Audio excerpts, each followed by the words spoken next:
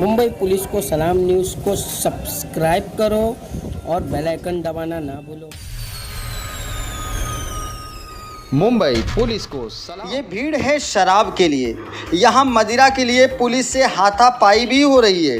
अब सवालों के घेरे में सरकार है और सरकार के घेरे में जनता, क्योंकि जैसे ही कोरोना वायरस को लेकर लॉकडाउन शुरू हुआ वैसे ही जनता की बदहाली का नज़ारा दोनों हाथ फैलाए दिखने लगा।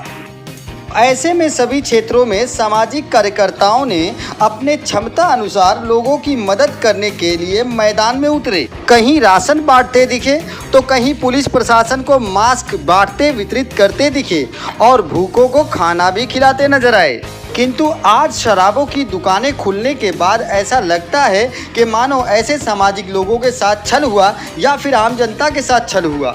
ऐसा ही नज़ारा आज देश के कोने कोने में देखने को मिल रहा है, जहां शराबियों की बड़ी बड़ी लंबी लंबी लाइनें लग रही हैं। और ये वही प्रशासन है जो लॉकडाउन के दौरान 5 किलो राशन लेकर सड़कों पर चलने वालों पर कभी लाठी डंडे बरसाती थी।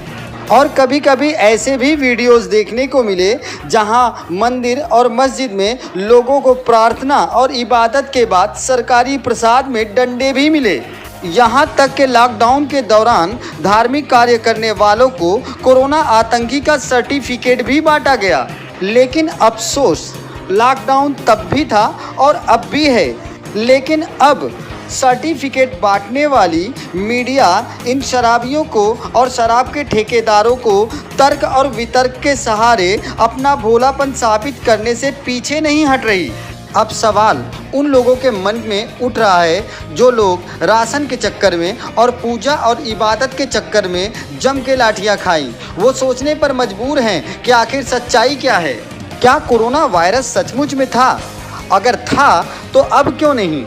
वो सोचने पर मजबूर हैं कि जब हम अकेले घर से राशन, दवा या किसी और काम से घर से बाहर निकलते थे तो हमारे साथ कोरोना वायरस का आतंक समझकर काफ़ी डंडे बरसाए जाते थे। लेकिन अब इतनी बड़ी भीड़ देखकर क्या कोरोना वायरस डर गया या फिर सरकार? तो आइए अब तर्क वितर्क के घरौंदे में घुसते हैं।